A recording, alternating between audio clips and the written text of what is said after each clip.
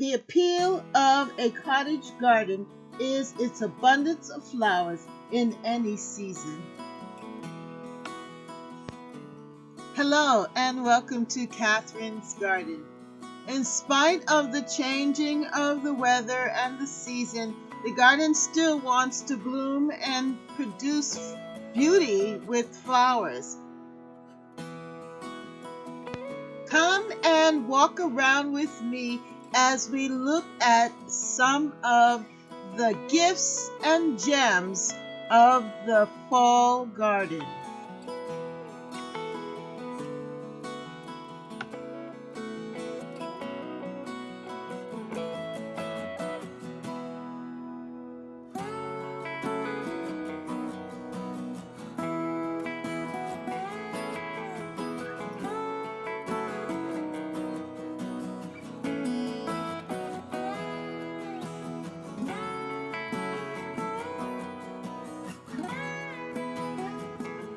So much for your time here with me at Catherine's Garden.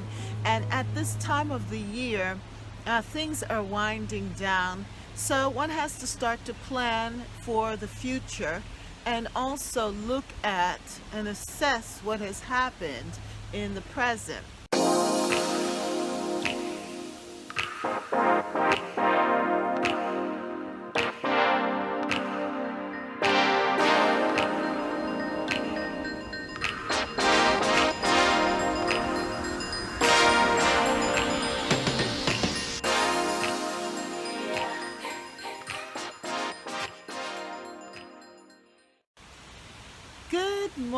Good morning, and welcome to Catherine's Garden. It's so good to be here with you today. I hope all is well with you. Well, it is a blustery, kind of cool morning here in the Northeast in my Zone 6 garden, but it is still good. And I just wanted to share with you about the dahlias. Well, the dahlias are now starting to bloom in the garden. And when I looked back at the time when I purchased them in February, looking at the different bags and descriptions and so forth, I noticed that they did produce what they said they would. And it's not just the dahlias, but the cannas and also the caladiums. The lilies came out. Everything just showed up. And so I am happy about that. And it makes me feel good to know that I purchased it, and the different bulbs and the different rhizomes, and that they did produce. So let's take a walk around and look at what happened with them, and then I myself have to think about, well, how can I do things better so that they can be successful? So this is what I bought from Costco. Yes, I finally decided to purchase the caladiums. Then I also got these beautiful white Casablanca lilies, the stargazer lily, and the dahlia and the cannas. And I already have some Casablanca lilies, so I just love them. They're so beautiful and bold. I'm going to plant them out in the garden. And the stargazer lily too. I really like the pink and the white, that kind of fuchsia. I like that color. So that's what I'm going to do, is to kind of steer close to this color arrangement. And as I said, the canna is going to look very nice with the caladiums, and also with the dahlias. I think it's all going to come together. I think they can kind of hang out together in the garden. I moved the caladiums from the other section of the garden and moved them up front here with the cannas. And this is the last of them before I pack them up and put them away. But I love this feel of having the cannas and the caladiums together. And they really showed up this year in the garden, just making it just a beautiful, beautiful scene. On this fall day, which is a little cool, the garden is looking very nice. There's still color here, which I'm amazed that the impatiens are still around. But I love this pink.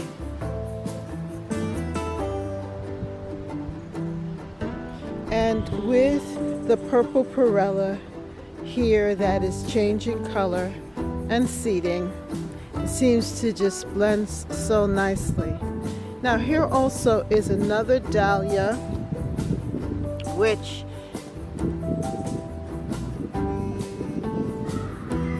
is beautiful.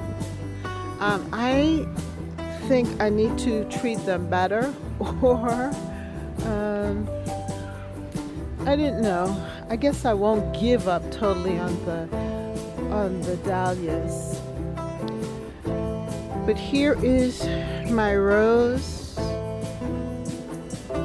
And one thing about the knockout roses, they are very reliable, and I believe that I'm going to add more to the garden as we go along.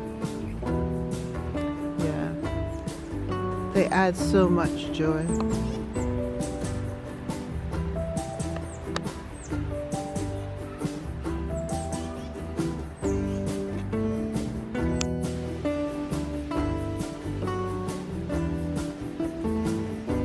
The caladiums have really held up in spite of the cold weather, and I put them over here. As you can see, they've given a great balance to this side, adding their color. This is the fronds from the zebra grass, which is so beautiful.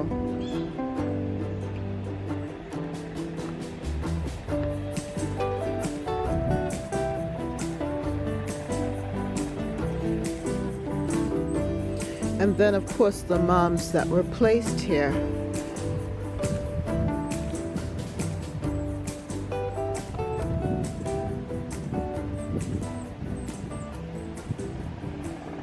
I know that I want to save my caladiums.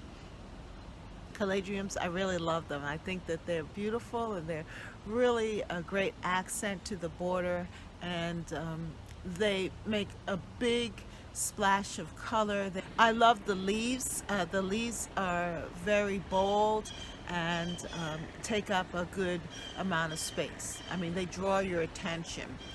And you know, the garden is all about that. You have to really think about how to improve it and how to make it better, what works and what doesn't work, and be willing to pull things up and add things to it and give things a second chance. And so I think that I'm going to give dahlias a second chance, and in the spring of next year, when they come out again in Costco, I'm going to purchase them, yeah, and try them again. I also love the cannas as well, but we'll see how it goes. We'll just put them in a safe space, and hopefully that will help to secure them for the next year.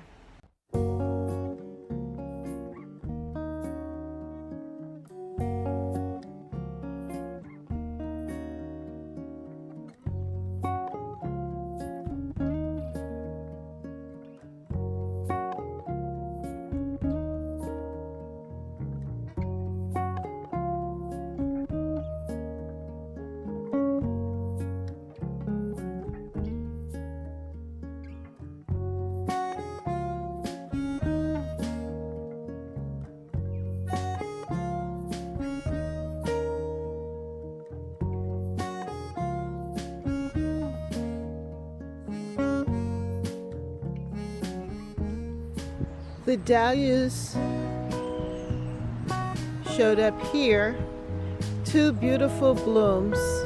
I just love this so pretty. It's so pretty, and I love the coloring and the shading. And then this other one in the background. So this gives an example of what it could have been like if they really open up fully. Hopefully, it might give me some more blooms before the season is totally done. And I like the fact that they are here with the impatiens, the coloring. The whole color scheme is just beautiful.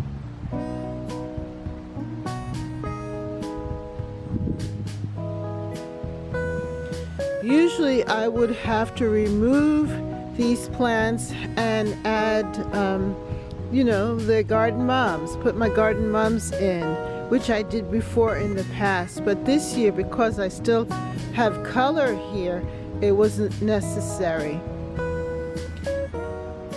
I love how this dead nettle is just traveling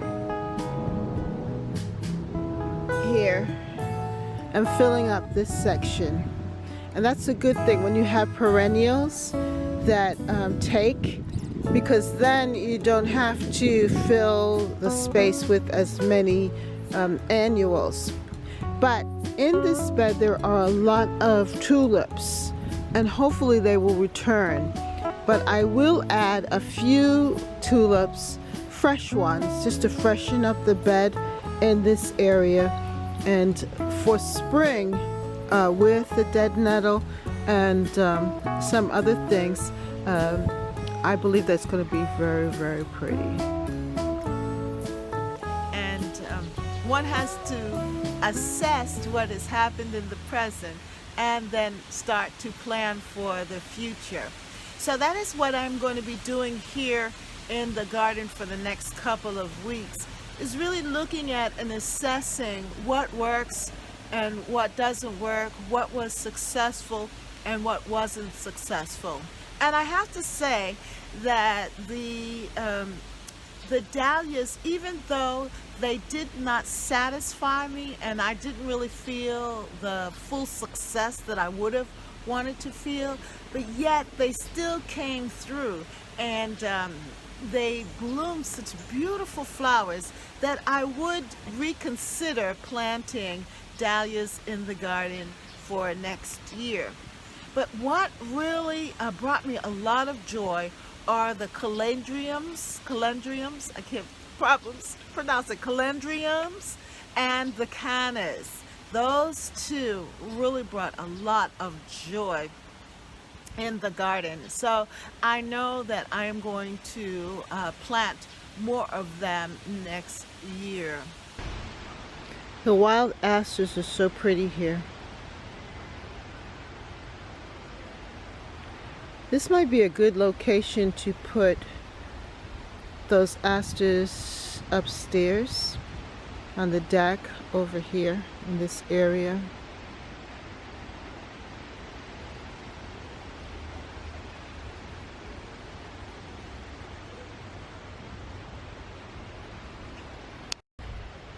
This begonia plant is flowering again.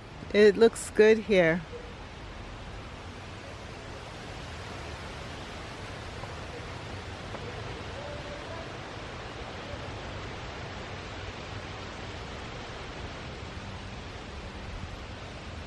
I might just move it and shift it a little closer. We'll see. But for right now, it looks really pretty right here in the garden.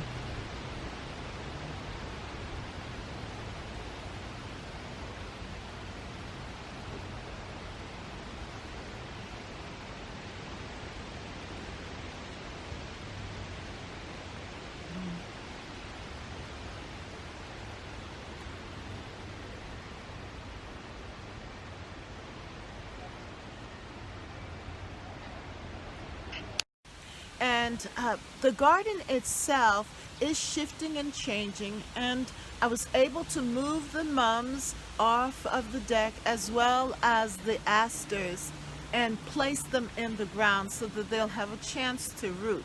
I don't know if they'll come back because they are perennials, but they're tender. They're kind of tender in our area. So if I mulch it down really well, they may have a chance of returning for next year. So I'll show you what I did there. And then also my urban cottage garden feel. I just love it. I love the fullness and the bounty. And my cosmos have really shown up now at this time of the season. It's kind of late, I think, but better late than never, right? So I'm happy to see the cosmos and the zinnias, and I'm really happy with the okra also. All of these things bring a lot of joy. All of these plants bring a lot of joy to my day. And I know that if I plant it and take care of it, it will grow. Yes, it will grow. But it also has a mind of its own. So I have to work with nature and make sure that I do my part, and then nature will do her part. Yes, and we can work together. I did take the garden mom that was on the deck and I placed it right there in this border along with the others, and I think it just completes this bed. That the three of them, the three mums, are so full and take up a good amount of space that they really look good here. And it was just enough color for this time. So to me, this bed is where the action is. Yeah, the side border. And it leads me right into my cottage garden feel here, where the zinnias and the kale and even my okra is still there.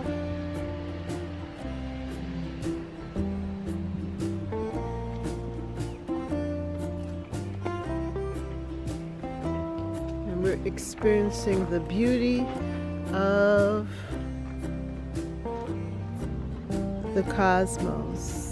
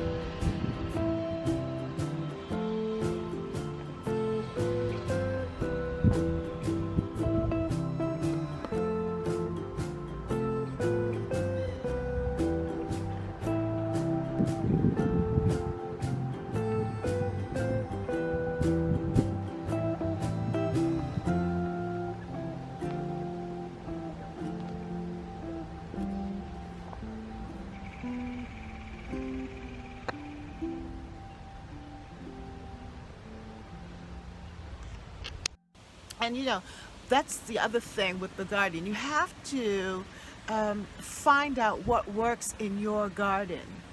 Yeah, this is a team effort. And sometimes we force things on our garden and it's really not for it. So we have to be willing to work with our garden and allow our garden to speak to us. That means you have to spend time in it and enjoy it and have the mindset to work with the garden. And that is my intention as I continue to enjoy this garden. Yeah. And as you know, I'm in the city here. So there are the noises of the city, there's the atmosphere of the city, but I can work with all of this to still bring about a lot of joy, and that my garden can still be my therapy, can still give me the creative flow, the excitement of life, give me a reason to come out into the fresh air, to enjoy life and enjoy living. Yes. So thank you so much for coming with me and being a part of this. I really appreciate it because you are my gardening community. And I always say that the gardening community is the best community ever to be a part of. So I really appreciate you, and I just want you to know that.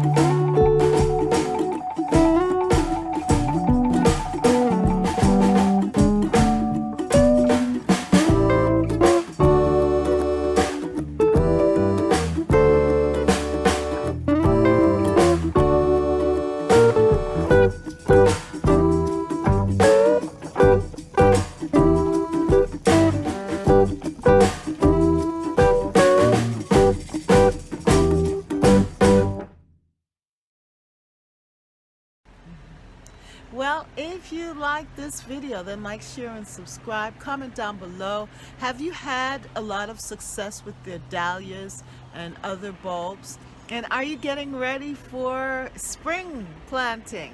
I did acquire some new daffodils and tulips, and I'm going to be sharing that with you as the season progresses. I'm going to be planting out those tulips and those daffodils. Yeah, it's time to do that as well. So I look forward to seeing you right here in Catherine's garden. Have a wonderful, wonderful day. And thank you so much for visiting. And if you haven't subscribed, make sure that you subscribe and leave a like and a comment below. Have a great day. Bye. For more videos, like, subscribe, and hit the notification bell. And thank you so much for watching. See you next time right here in Catherine's Garden. Bye.